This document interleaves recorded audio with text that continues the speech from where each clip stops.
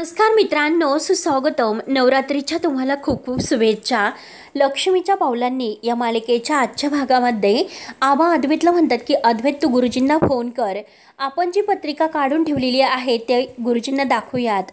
तेव्हा आता अद्वैत म्हणतो की हे बघा आबा, तुम्ही अगोदर शांत व्हा. तेव्हा आता आबांना खूप राग येतो. आबा म्हणतात की अरे अद्वैता, मी सांगणारी प्रत्येक गोष्ट ऐकणारा तू केव्हापासून सगळ्या गोष्टींना मात्र नकार द्यायला लागलास? म्हणजे आज मी तुला जे सांगतो ते तू काय ऐकत नाहीस? त्यावर तर अद्वैत म्हणतो की आबा हे बघा, मी नकार नाही देत, फक्त माझं इतकंच म्हणणं आहे की आपण ज्या विषयात इतकं खोलवर जाऊ तर तितका त्रास तुम्हाला होत राहील. त्यावर तर संगीता म्हणते की हे बघा जावई बापू, मला तुमचं म्हणणं पटते, आबाजी सांगतात तसा आपण सुद्धा विचार करायला हवा. संगीताच्या डोळ्यात आता पाणी असते. संगीता रडतच म्हणते की आहो, नाहीतर आपण ह्या त्रिड्यातून बाहेर कसं पडणार? आबा जे सांगतात ते ऐका. आता दिनकर सुद्धा तेच समजावतो. दिनकर म्हणतो की अद्वैतराव एकदम खरं आहे, आमची पोर सुद्धा ती म्हणजे कला आजारी पडली, त्यामागे सुद्धा कलाला खूप वेळेस ताप आला होता, पण कधीही ती असे गादीवर पडून राहिली नव्हती आणि कधीच असे झालेले नाही. त्यामुळे तुम्ही आम्ही जे सांगतो, आबा जे सांगतात त्याचा विचार करा. तेव्हा आता संगीता म्हणते की हो जावई बापू, आणि हे बघा मी काय म्हणते बरं, आबाजी जे काही आपल्याला सांगतात ते एकदा आपण करून बघूयात, आणि फक्त यातून जो काही होईल ते फायदाच होईल, नुकसान तर काही होणार नाही. तेव्हा आता सरळ सुद्धा अद्वैतला तेच समजावते की अद्वैत, अरे आबा जे काही आपल्याला सांगतात ना ते आपण करून बघूयात. आबांची तब्येत बरी नाही हे साहजिकच आहे आणि त्याबद्दल तुला काळजी वाटते, हे सगळं साहजिकच आहे, पण मला विचारशील तर तू त्यांच्या मनाप्रमाणे जर वागलास तर ते लवकर बरे होतील. त्यामुळे तू गुरुजींना फोन कर बरं. आबा सांगतात ना, मग कर गुरुजींना फोन. अद्वैत आता सगळ्यांचं काही ऐकल्यानंतर म्हणतो की ठीक आहे, मी गुरुजींना फोन करून बोलावून घेतो. तेव्हा अद्वैत लगेच गुरुजींना फोन करतो आणि गुरुजींना म्हणतो की मी अद्वैत चांदेकर बोलतोय. चांदेकरांच्या घरांच्या जी पत्रिका आहे त्याबद्दल आता आबांना तुमच्याशी बोलायचं होतं, प्लीज तुम्ही घरी येताल का? तेव्हा आता गुरुजी हो बोलतात तर अद्वैत फोन ठेवतो. आबांना भलतेच टेन्शन, आता ते टेन्शन मध्ये दिसत असतात. त्यानंतर आता हा निलेश आहे, तर निलेश मात्र आता सोहमला बरोबर आता त्या काजलच्या घराजवळ आणून सोडतो. का आता सोहम आतमध्ये जात असतो तर निलेश डोकावून आता बारीक लक्ष ठेवूनच असतो, सोहम नक्की आतमध्ये गेल्यानंतर काय करतो. त्यानंतर आता सोहम आत येतो, तोपर्यंत काजल आता ही अगोदर फोनवर बोलत असते आणि आता फोनवर बोलता बोलता ती आता त्या काकींबरोबर बोलत असते की मी आईला आल्यानंतर सांगते, ती नक्की तुम्हाला फोन करेल. आणि तेवढ्यात आता हा दरवाजा उघडतो आणि आत येतो. आता सोहमला बघून काजलला धक्काच बसतो. ती फोन ठेवते आणि सोहमला बघते. सोहम तो अवस्थेत असतो, पूर्णपणे नशेत असतो. काजल विचारते की सोहम तू इथे का आलास? सोहम आत येतो. आता सोहमला काही कळत नाही, तो नशेमध्ये असतो आणि गुंगीचं औषध त्याला दिल्यामुळे त्याला काही कळत नसतं. तो फक्त काजलकडे बघून हसतो. तेव्हा आता काजल विचारते की सोहम तू इथे कसा आलास आणि कोणासोबत आलो? तेव्हा सोहम आलो असे म्हणत असतो, तर काजल म्हणते की हे बघ, एकतर घरामध्ये आई बाबा नाहीत आणि जर आपल्याला कोणी असं एकत्र बघितलं तर आपल्याबद्दल खूप चुकीचा अर्थ काढतील. तेव्हा आता सोहम म्हणजे हे म्हणत असतो की गुंडेक्षोर. तर काजल म्हणते की तुला भेटायला यायचं होतं तर आई बाबा असल्यानंतर तू यायचं ना, तेव्हा दाजी आणि ताई सोबत ये, परंतु आता प्लीज जा ना तू इकडून. तेव्हा आता सोहम म्हणत असतो की गुंडेश्वर, मला तुझ्याशी बोलायचं आहे. तेव्हा आता काजल म्हणते की हे बघ, पण आपल्याला तुझ्याशी नाही बोलायचं. काजल पुन्हा विचारते की सोहम तुझ्या घरच्यांना आणि तुझ्या बायकोला माहिती आहे का तू दारू पिऊन इकडे आला म्हणून? तेव्हा सोहम नाही असं म्हणतो आणि परत म्हणतो की दारू नाही. तेव्हा आता काजल विचारते की अरे मग दारू नाही तर हे काय आहे? हे बघ सोहम, तू शुद्धीत नाही, तू येथे थांबलं नाही पाहिजे. अरे सोहम जा ना तू प्लीज, इकडून जा, अरे कोणीतरी येईल ना. म्हणून आता काजल दरवाजात येते आणि सोहमला तिथून जायला सांगत असते. तेव्हा सोहम धावतच जातो आणि काजलला घट्ट मिठी मारतो आणि आता निलेश तर त्याच संधीचा फायदा घेऊन अगदी वेळेत वाटच बघत असतो. लगेच तो आपला मोबाईल काढून त्यांचा फोटो काढतो. तेव्हा आता सोहम अगदी घट्ट मिठी मारत म्हणतो की गुंडेश्वर, अगं मला तुझी खूप आठवण येते, खूप आठवण येते ग, आणि प्लीज मला इकडे थांबून दे, खरंच मी खूप एकटा पडलेला आहे ग. म्हणून सोहम खूप रडत असतो. घरातील कोणीही माझ्यासोबत चांगलं बोलत नाही आणि आता मी एकटा पडलेला आहोत, त्यासाठी मला तुझी गरज आहे. आता काजलला सोहमची ती अवस्था बघून तिच्या डोळ्यात पाणी येते. सोहम रडत असतो आणि तिला सगळं काही सांगत असतो. तेव्हा आता निलेश तोपर्यंत त्यांचे फोटो वगैरे व्हिडिओ सगळं सगळं काही काढून घेतो. सोहम नशेमध्ये म्हणतो की खरंच मला आता तुझी गरज आहे. जेव्हा मी तुझ्यासोबत होतो खूप आनंदी होतो. तेव्हा काजल विचारते की अरे सोहम काय झालं, तू असं नव्हतास. काजलच्या डोळ्यात सुद्धा आता पाणी येत असते. आणि काय झाले मला सांग बरं. तेव्हा आता सोहम म्हणतो काय होतं हे मला नाही माहिती, परंतु मी तुझ्याशिवाय नाही राहू शकत. परंतु पुन्हा आता घट्ट असं काजलला जवळ घेतो. काजल मात्र अजूनपर्यंत सोहमला तिने मिठी मारलेली नसते, कारण ती फक्त सोहमची ती अवस्था बघून रडत असते. आता काजलचा हात थरथर कापत असतो की सोहमच्या खांद्यावर हात ठेवू किंवा नको ठेवू. शेवटी एक मित्र म्हणून ती आता सोहमला सहारा देते आणि त्याच्या खांद्यावर हात ठेवते. आणि ती सुद्धा आता खूप रडत असते. त्याच्या डोळ्यातील ती पाणी पुसते आणि त्याच्या डोक्याला डोकं लावून आता दोघेही खूप रडत असतात. आणि निलेशने तोपर्यंत आता यांचे व्हिडिओ वगैरे सर्व काही काढून घेतलेले असतात. त्यानंतर आता इकडे कलाही उठून बसलेली असते, तर अद्वैत आपल्या हाताने तिला जेवण भरवत असतो. तेव्हा आता अद्वैत कलाला विचारतो की तुला बरं वाटतं का. आता हो असं म्हणत असते. तेव्हा आता अद्वैत तिला विचारतो की तू अशी अचानक कशी आजारी पडली बरं. तेव्हा आता कला म्हणते की अरे मला नाही कळले, कारण की मला इतका थकवा आहे की बाहेर कोण येतं कोण जाते कोण मला औषध देतं हे खरंच काही कळत नाही. त्यावर आता अद्वैत म्हणतो की हो ना, मला सुद्धा काही सुचत नाही.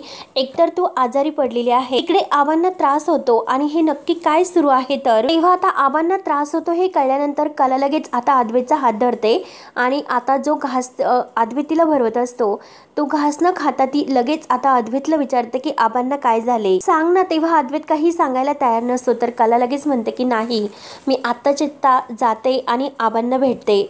नक्की त्यांना काय झालं मला विचारायचं आहे. अद्वैत लगेच आता कलाचा हात धरतो आणि हे बघ, इथून उठायची गरज नाही, तू ऐकून घे माझं, मी तुला नंतर सांगतो की काय झालेलं आहे. आणि हे बघ, छोट्याशा गोष्टीवरून त्यांना खूप असं घाबरल्यासारखं वाटतं, परंतु हे बघ तू काळजी करू नकोस, तू बरी हो बरं. आणि हे बघ, जर तू बरी असती त्यांच्याशी काहीतरी बोलली असती तर अगदी पटकन मार्ग निघला असता. मी तुला खात्रीने हे सर्व सांगतो, म्हणून मी तुला सांगतो की तू पटकन बरी हो. मला तुला हे असं बघायला नाही आवडत. आता अद्वैतचे डोळे भरून येतात. कला आता त्याच्या गालाला हात लावते आणि म्हणते की चांदेकर, अरे तू नको इतकं टेन्शन घेऊ, माझी माणसं आहेत ना माझ्याजवळ माझी काळजी घेण्यासाठी. मग बघ मी कशी पटकन बरी होते. पण तू आजोबांची काळजी घे बरं, त्यांना बरं वाटतं, त्यांना काय हवं काय नको हे बघ आणि टेन्शन घेऊ नकोस. तेव्हा आता अद्वैत लगेच कलाकडे बघत असतो. कलाकडे बघितल्यानंतर आता त्याला एक खूप मोठा आधार येतो. आता कलाकडे बघता बघता त्याचे डोळे भरून येतात, तर कला त्याला खुणावते जेवण भरव म्हणून. तेव्हा अद्वैत आता परत ते ताट घेतो आणि कलाला जेवण भरवत असतो. तेवढ्यात आता सरोजी अद्वैतला आवाज देते, तर अद्वैत म्हणतो की हो हो आई आलोच. त्यावर आता कला म्हणते की मी खाते, तू जा बरं. तर अद्वैत म्हणतो की हे बघ, सगळं संपलं पाहिजे, मी आलोच असे बोलून अद्वैत बाहेर जातो. तर कला देवीला हात जोडते आणि म्हणते की अंबाबाई आजोबांची काळजी घे. तेवढ्यात आता गुरुजी बाहेर आलेले असतात. आता आबा घरातील सर्वजण बाहेर उभे असतात. आता आबा हे ओरडतात की अद्वैत, अरे लवकर घेऊन ये पत्रिका. तेवढ्यात अद्वैत पत्रिका घेऊन येतो, गुरुजींना दाखवतो. तेव्हा आता गुरुजी आपल्या पंचांगणामध्ये पत्रिकेचा योग वगैरे पाहून सगळं काही व्यवस्थित बघतात. आता रोहिणी आणि नैना मात्र अगदी डोकावून हे सर्व पाहत असतात. गुरुजींकडे बारीक लक्ष असते आणि आता घरातील सर्वांना फार असं टेन्शन आलेलं असतं की नक्की आता काय असेल. संगीता दिनकर सुद्धा आता बारकाईने बघत असतात. गुरुजी जेव्हा पत्रिका चेक करतात आणि बघतात तर काय त्यांच्या हातपाय थरथर कापायला सुरुवात करतात. आता त्यांची अशी अवस्था बघून घरातील सगळ्यांना मात्र धक्का बसतो. गुरुजी लगेच उठून उभा राहतात. तर अद्वैत विचारतो की गुरुजी काय झाले. आबा घरातील सर्वजण आता उठून उभे राहून गुरुजींकडे बघत असतात. गुरुजी आता मोठ्याने ओरडतात की दोष आहे पत्रिकेत. त्यावर त्या सर्वांना खूप टेन्शन येते आणि धक्का सुद्धा बसतो. तर अद्वैत विचारतो की गुरुजी जे काही आहे ते स्पष्ट सांगा, आबांची अवस्था तुम्ही बघतात ना, त्यामुळे क्लिअरली सांगा की नक्की काय आहे. तेव्हा आबा सुद्धा आता गुरुजींसमोर हात जोडतात आणि म्हणतात की माफ करा, परंतु ह्या पत्रिकेत नक्की भविष्यात काय आहे ते, कारण मला भूतकाळातील ज्या सावल्या आहेत ते लांब होताना जात दिसत आहेत. गुरुजी हे बघा, मला जे वाटतं ते अगदी खरं आहे ना. गुरुजीला काही बोलता येत नसते. तर आता रजनी आबांना शांत करते, कारण आबांना सुद्धा एक खूप मोठं टेन्शन येतं. रजनी म्हणते की आबा खाली बसा बरं, म्हणून ती आबांना खाली बसवते आणि आबांना पाणी प्यायला देते आणि सावकाश प्यायला सांगते. तेव्हा अद्वैत पुन्हा ती पत्रिका गुरुजींच्या हातात देतो आणि म्हणतो की गुरुजी प्लीज एकदा व्यवस्थित बघून सांगा। गुरुजी ती पत्रिका आता टेबलवर फेकून देतात आणि देवाला हात जोडतात आणि आबांना म्हणतात की हे बघा, मला माफ करा, या पत्रिकेमध्ये जे काही आहे तो उलगडा माझ्याकडून नाही होणार। तेव्हा आबा पुन्हा तटकन उभे राहतात आणि म्हणतात की अरे देवा, म्हणजे नेमकं काय? तर गुरुजी म्हणतात की स्पष्ट सांगायचं जर झालं तर पत्रिकेमध्ये खूप मोठा दोष आहे आणि त्या दोषाचं मूळ कारण आहे तर भूतकाळाशी ठरलेल्या एका खूप मोठ्या गोष्टीची निगडीत आहे। ही पत्रिका ज्यांनी बनवलेली आहे ही ते गुरुजी तुमच्या गावचे आहे। त्या गुरुजींना तुम्ही जाऊन विचारा, ते तुम्हाला नक्की मार्ग दाखवतील, परंतु हे माझ्या हातून नाही घडू शकत। आणि हे बघा, तुम्ही मनामध्ये कोणतीही शंका न ठेवता ज्यांनी ही पत्रिका बनवली तुम्ही त्यांच्याकडे जा, ते नक्की ह्या सर्वाचा उलगडा करतील। आता गुरुजींचे हे बोलणे ऐकून सर्वांना फारसं टेन्शन येतील। नक्की आता हे पत्रिकेत काय दोष असेल आणि या घराला काय शाप असेल, या सर्वबद्दल आता सर्वांना एक असं वेगवेगळ्या प्रकारचं टेन्शन येते। आता गुरुजी इतके घाबरलेले असतात आणि घाबरतच दिवेला हात जोडतात आणि यांचं रक्षण कर असे म्हणून गुरुजी अगदी धावतच पळून तेथून निघून जातात। सर्वजण गुरुजी गुरुजी करून गुरुजींच्या मागे धावत असतात, परंतु गुरुजी तेथे एक क्षण सुद्धा थांबत नाही, अगदी आपली पिशवी वगैरे घेऊन पळून जातात। तेव्हा आता आबाला खूप टेन्शन येते। आबा अद्वैतला म्हणतात की अद्वैत, अरे गुरुजी गेलेत। तेव्हा आता अद्वैत आबांना शांत करतो, हे बघा आबा, तुम्ही शांत व्हा बरं। तेव्हा आता आबा म्हणतात की अरे अद्वैता, आता काही खरं नाही, एक एक करून ह्या तुटायला लागल्यात, त्यामुळे अद्वैत मला आता कुणाचं काही न ऐकता परसुंब्याला जावंच लागेल आणि आत्ताच्या आत्ता तू परसुंब्याच्या गुरुजींना ताबडतोब फोन कर, मी तिकडे जाणार आहे। त्यावर आता अद्वैत म्हणतो की हे बघा आबा, मी जे काही सांगतात ते सगळं काही आपण करूयात, पण त्या अगोदर तुम्ही शांत व्हा बरं। आणि हे बघा आबा, तुम्ही कुठेही जायचं नाही, तुम्ही अगोदर शांत व्हा, परसुंब्याला जायचं आहे ना तर मी जातो, तुम्ही नाही। त्यानंतर अनामिकाला तर टेन्शन येते, तिला असं वाटतं की निलेशने अजूनपर्यंत अद्वैत दादाला व्हिडिओ का पाठवला नसेल, कारण जर अद्वैत दादा येथे घरामध्ये जर अडकला तर तो माझ्या अगदी ह्या म्हणजे जे काही मी प्लॅन केलेला आहे त्यामध्ये तो नाही अडकणार। एवढ्यात आता इकडे निलेश तर खुश होऊन आता तो व्हिडिओ पाठवतच असतो। आता एकदाचा तो व्हिडिओ अद्वैतच्या मोबाईलवर पाठवून देतो, तर आता तेवढ्यात इकडे आबा अगदी खूप टेन्शन मध्ये आलेले असतात, तर अद्वैत त्यांच्या हाताला धरतो आणि त्यांना खुर्चीवर बसवतो आणि तेवढ्यात अद्वैतच्या मोबाईलवर तो व्हिडिओ येतो। आता त्याचा मेसेज तो वाचतो आणि तेव्हा मात्र आता अनामिकाला तर फारसा आनंद होतो, कारण आता अद्वैतचा मोबाईलवर तो व्हिडिओ आलेला आहे हे अनामिकाला समजते। अद्वैत आपल्या खिशातून मोबाईल बाहेर काढ आणि काजल आणि त्या दोघांचा जो व्हिडिओ आहे तो अद्वैतने बघितल्यानंतर अद्वैतला खूप मोठा एक धक्का बसतो। अनामिकाला खूप असा आनंद होत असतो, ती सारखी खुश होऊन हसत असते, परंतु अद्वैतला तर आता आणखीनच टेन्शन येते, सोहम तिकडे काय करत असेल काजल एकटी घरी असताना। तेव्हा आता हे सर्व बघून अद्वैत सोहम असं म्हणतो, तर रजनीचं लक्ष आता अद्वैतकडे जाते। सोहम म्हणल्यानंतर आता सर्वजण अद्वैतकडे बघत असतात। लगेच रजनीला खूप मोठं टेन्शन येते। रजनी विचारते की अद्वैत, अरे काय झालं सोहमला? अरे सोहम तर ठीक आहे ना? आता रजनीला आता टेन्शन आल्यानंतर अद्वैतला आता नक्की काय सांगू हे काही कळत नसतं। आता घरातील सर्वजण अद्वैतकडे बघत असतात, नक्की सोहमला काय झाले म्हणून। तेवढ्यात आता अनामिका मुद्दाम अद्वैत जवळ येते आणि दादा काय झाले बघू बरं म्हणून ती आता अद्वैतच्या हातातील मोबाईल घेत असते, ते पण आता हिसकावून घेत असते, तर अद्वैत काही तिच्या हातात मोबाईल देत नसतो। शेवटी मात्र आता अद्वैतच्या हातातून अनामिका मोबाईल घेतेच। आता अनामिका मोबाईल घेतल्यानंतर तिला तर तेच हवं असतं, तिने तर मुद्दाम हे सर्व केलेले असते। तेव्हा आता लगेच अद्वैत म्हणतो की अनामिका, तू फोन का घेतलास? आता अनामिकाला तर तोच तमाशा करायचा असतो। तेव्हा आता म्हणजे अनामिका लगेच आता रडण्याचं थोडंसं नाटक करते आणि नैनाकडे बघून हसत असते। तेव्हा आता रजनी विचारते की अनामिका काय झाले? अनामिका आता तो व्हिडिओ आहे तर तो व्हिडिओ सर्वांना दाखवते। आता मुद्दाम तिला हे सर्व करायचेच असते की सगळ्यांच्या समोर सोहमला कसं उद्ध्वस्त करायचं हे तिने ठरवलेले असते, म्हणून आता ती लगेच तो व्हिडिओ जेव्हा सगळ्यांना दाखवते तर सगळ्यांना एक खूप मोठ्या प्रकारचा धक्का बसलेला असतो। सर्वांना काही कळत नसतं की नक्की हे सर्व काय सुरू आहे आणि आता सर्वजण सोहमच्या बाबतीत आता पुन्हा एकदा वेगळा विचार करतात आणि ह्या अनामिकाने मुद्दाम आता सोहमला सर्वांच्या अगदी नजरेतून उतरवलेलं असतं आणि आता सर्वांच्या समोर ती पुन्हा रडण्याचं नाटक करते। अनामिका आता म्हणते की हा तर आपला सोहम आहे ना। तेव्हा आता सर्वजण हे पाहतच असतात। आता अनामिका सुद्धा रोहिणीला, नैनाला, रजनीला ह्या सगळ्यांना हा व्हिडिओ दाखवते आणि आता आबांना सुद्धा, दिनकरला सुद्धा आता व्हिडिओ दाखवते। दिनकरला तर धक्काच बसतो आणि संगीता जवळ येऊन म्हणते की ही तर तुमचीच मुलगी आहे ना, आणि आता सगळ्यांच्या समोर रडण्याचं नाटक करून आता सरोजला म्हणते की काकी हा तर आपला सोहमच आहे ना, बघितलंस ना, याची मजल आता इथपर्यंत गेली की आता अद्वैत तर खूप रडत असतो, त्याला खूप टेन्शन येते आणि आता जो काही घडलेला प्रकार आहे ते बघून मात्र आता सर्वांना आणखीनच टेन्शन येते। अनामिका तिच्या प्लॅनमध्ये सक्सेस होते आणि आता सर्वांचे सोमबद्दलचे गैरसमज ती वाढवते आणि सर्वांच्या समोर आता सोमला आणखीनच नजरेतून उतरवण्यासाठी म्हणते की अजून 1 वर्ष सुद्धा आमच्या लग्नाला झाले नाही आणि हा अगदी त्या काजलच्या प्रेमामध्ये वेडा झालेला आहे तर। आणि हे बघा आबा, तुम्ही एकदम बरोबर बोलतात, कारण या घरातच काहीतरी असा प्रॉब्लेम आहे तर, नाहीतर सोहम माझ्याशी असं नाही वागणार। तेव्हा आता रजनी ओरडते, रजनी म्हणते की काय बोलते अनामिका। तेव्हा आता अनामिका म्हणते की मी काय बोलू, सांगा ना तुम्ही, मी नक्की काय बोलू ते तुम्हीच सांगा की माझी या सगळ्यामध्ये काय चूक होती आणि माझं नशीबच फुटका आहे म्हणून आता रडण्याचं आणि आता वाव आणण्याचं नाटक करत असते। तेव्हा मात्र आता आबा म्हणतात की रजनी, अगं हे सर्व त्या शापामुळे होते आणि आता ही पोरगी जे काही बोलत आहे ना ते एकदम बरोबर आहे तर। तेव्हा आता संगीता म्हणते की थांबा, मी एक काम करते, मी काजलला फोन करते। म्हणून आता संगीता काजलला फोन करत असते। अद्वैत घाईने धावतच येतो आणि अनामिकेच्या हातातून आपला मोबाईल घेतो। तेव्हा आता संगीता फोन करत असते, परंतु आता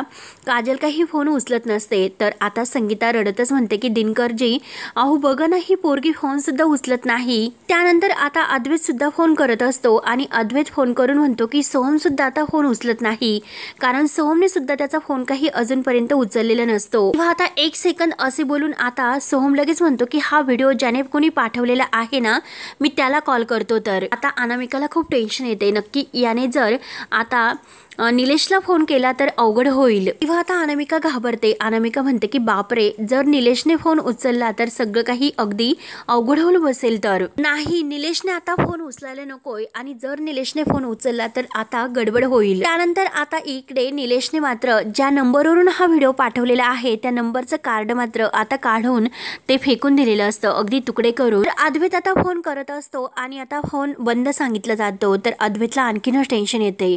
आता शेवटी निलेशने ते कार्ड आहे तर ते पायाखाली तोडून अगदी मातीत तुडवलेलं असतं। तेव्हा आता अद्वैत सर्वांना म्हणतो की त्याचा फोन नाही लागत। तेव्हा मात्र आता अनामिका धावतच अद्वैत जवळ येते आणि म्हणते की दादा, अरे आपलं जे चांदेकर घराणं आहे तर ते साधं सुद्धा घराणं नाही, खूप मोठं असं नाव आहे त्याचं। अरे आपल्या घरामध्ये छोटे मोठे जे काही वाद होतात, प्रॉब्लेम होतात तर ते पोहोचतात बाहेर, त्यामुळे असं कोणीतरी ज्याला काही आपले सोमचे काळे धंदे माहिती असेल। तेव्हा आता रजनी रागाने म्हणते की अगं तू काय बोलतेस, तर अनामिका तिच्यावरच ओरडते की मी काय बोलू ते। रजनीला खूप राग येतो, अनामिका म्हणते की हे बघा, हे सगळं मी बघत बसायचं आहे का, हे सगळं मला आता नाही सहन होत आणि माझ्यासाठी हे सगळं महत्वाचं नाही, माझ्यासाठी हे महत्वाचं आहे की त्या व्हिडिओ मधील सोहमने आता त्या मुलीसोबत काय घडते आणि त्या दोघांमध्ये अजूनपर्यंत काय आहे ते। माझा नवरा सोहम माझ्यापासून दूर गेला आणि मी तुटले आज, म्हणून आता सगळ्यांच्या समोर रडण्याचं नाटक करत असते। आता सर्वांना असं वाटतं की आता अनामिका जे काही रडत आहे सोहमसाठी आणि यात सोहमची चूक आहे असं सर्वांना वाटते। एका क्षणाला मी तुटले असे बोलून आता ती सोफ्यावर बसते आणि खाली मान घालून रडण्याचं नाटक सर्वांना दाखवते आणि खाली मान घालून मात्र आता खूप हसत असते। तेव्हा बिचारी आता संगीता धावतच येते अनामिकाला समजवायला, परंतु अनामिका रागाने तिच्यावर धावून जाते आणि माझ्या अंगाला सुद्धा हात लावायचा नाही असं रागाने म्हणते। अजिबात बोलू नका आणि रागाच्या भरात मी तुम्हाला काहीही बोलेन, मला माहिती नाही, तुम्ही बाजूला व्हा आणि तुमच्याशी बोलण्याची माझी मनस्थितीच नाही असे स्पष्ट शब्दात ती आता संगीताला उत्तर देत असते। संगीता बिचारी आता रडत असते, तिला असं वाटतं की नक्की काजलचीच यात चूक आहे म्हणून त्यासाठी तिला सर्व सहन करून ऐकून घ्यावे लागते। तेव्हा अनामिका म्हणते की हो का, तुम्हाला जर माझी इतकीच दया येत असेल ना, तुमच्या मुलीला विचारा ती का असं वागते। आता बिचारे काजलची काही दोष नसताना अनामिका सगळं काही खापर तिच्यावर फोडत असते। तेव्हा आता संगीता धावतच जाते, सर्वजण मिसेस खरे म्हणत असतात। तेव्हा आता सरोज म्हणते की अद्वैत तू जा त्यांच्या पाठीमागे, मी आहे ते, तू नको इथे काळजी करू। तेव्हा सर्वजण आता बाहेर धावतच जातात। रोहिणी आता मात्र हसत असते। सरोजला बिचारीला आता खूप असं टेन्शन येते, ती धावतच आता कलाच्या रूम मध्ये येते। कला आता झोपलेली असते। तेव्हा आता सरोज आता कलाच्या पायाशी येऊन बसते आणि तिच्या पायावर हात ठेवत म्हणते की झोप आता। आणि खरं तर कला, अजूनपर्यंत या घरात जेव्हापासून तू आलीस तेव्हापासून मी नावाने सुद्धा तुला हाक मारलेली नाही, तेव्हापासून मी तुझं नाव सुद्धा घेतलेले नाही, परंतु आता मात्र तुम्हाला अगदी ओव सुद्धा देऊ शकत नाही कारण तू आता झोपलेली आहे, परंतु आज मात्र तुला मला मनापासून हाक मारावीशी वाटते. आणि आता रडतच आता सरोज कला असं आवाज देते आणि कला, अगं खरंच तू खूप गुणी मुलगी आहेस. मी बोलले आणि खरंच तुला समजेल म्हणून मी तुझ्यापाशी येऊन बसले ग. अगं आतापर्यंत अनेक संकट आलीत आणि या घरात आल्यापासून स्वतःला कायम सिद्ध करत आली आणि त्या संकटावर मात करत असताना तू तुझ्यातील बाणेदारपणा, ताटपणा कधीही हारली नाहीस. परंतु आता या क्षणाला माझ्यातील जो काही बाणेदारपणा आहे तो मला कमी झाल्यासारखा वाटतो. अगं या घरामध्ये जे सुरू आहे हे ऐकूनच या घराची घडी विस्कटल्या झाल्यासारखी वाटते. आता मात्र तो आणि मी एकत्र मिळून उभे राहिला असतो आणि आता जे काही संकट आपल्या घरावर आलेलं आहे, जी परिस्थिती उद्भवलेली आहे, तर ते नक्की आपण दोघे मिळून सावरू शकलो असतो. तेव्हा आता कला फक्त ह्या अंगावरून त्या अंगावर होत असते. तर आता सरोज आपल्या डोळ्यातील पाणी पुसते आणि माझ्या बोलण्याने हिची झोप मोडलेली आहे असं वाटते. म्हणून आता सरोज माझ्या मुलीला आता कधीही त्रास माझ्यामुळे व्हायला नको असं आता म्हणत असते. कधीच नाही कधीच. म्हणून आता सरोज खूप रडत असते आणि त्यानंतर मात्र आता इकडे सर्वजण काजलकडे आणि सोमकडे यायला निघलेले असतात. तेव्हा मित्रांनो आता सरोज आता अगदी कलाच्या पायाशी आलेली असते आणि कलाची माफी मागून आज तिला कलाची किती गरज आहे हे आधी कलाचे तोंड भरून ती कौतुक करत असते. परंतु कला खूप आजारी असते. आज संकटाच्या वेळेस आता कलाची खरी किंमत मात्र सगळ्यांना समजलेली असते आणि कला मात्र आजारी असल्यामुळे ह्या संकटाला ती कशी धावून जाणार असते. तेव्हा आता सरोज खूप रडत असते. तर मित्रांनो शेवटी हा भाग येथे संपतो. पुढील भागामध्ये आता काजल आणि सोहम एकत्र असतात रूममध्ये आणि तेवढ्यात दरवाजा उघडून संगीता, रजनी, आता चांदेकर घरातील सर्वजण आत येतात. तेव्हा आता सर्वजण अगदी धक्क्याने सोहम आणि काजलला एकत्र बघतात. रजनीला खूप राग येतो. तेव्हा आता रोहिणी मात्र अगदी मनात हसून म्हणत असते की आता मात्र मला बघायचं आहे की आता काजल आणि सोहम या दोघांमध्ये अनामिका आल्याने राडा होणार आहे की अनामिका आणि सोहम यामध्ये काजल आल्याने राडा होणार आहे. तर तेव्हा मात्र आता काजल खूप रडत असते. तर अनामिका आता मुद्दाम सगळ्यांच्या समोर सोहमवर ओरडते. तर संगीता काजलला धरते आणि विचारते की तुम्ही येथे काय करत होता आणि सनकनी ती काजलच्या कानामागे येते. तेव्हा आता अद्वैतला तर फार टेन्शन येते. अद्वैत म्हणतो की आता मी कलाला शुद्धीवर आल्यानंतर तिला काय तोंड दाखवू, काय सांगू तिला हे सर्व. तेव्हा आता मित्रांनो आता सोहम आणि काजल या दोघांची काही चूक नसताना मात्र शेवटी जे काही झालेले आहे ते मात्र आता या अनामिकाने केलेले आहे आणि सोहमला आणि काजलला फसवून सगळ्यांच्या नजरेमधून त्यांना उतरवलेलं आहे. आता अनामिकाचा का आता कला अगदी बरं झाल्यानंतर पर्दाफाश कसा करते आणि आता सगळ्यांच्या समोर सोहम आणि काजल हे निर्दोष आहे, त्यांनी काही केलेले नाही हे सत्य लवकरच आता कला सर्वांना कसं दाखवून देते आणि सोहमची या अनामिकाच्या ताब्यातून सुटका कशी होते हे पाहण्यासाठी आता मित्रांनो आपल्या चॅनलला नक्की सबस्क्राईब करत राहा. धन्यवाद.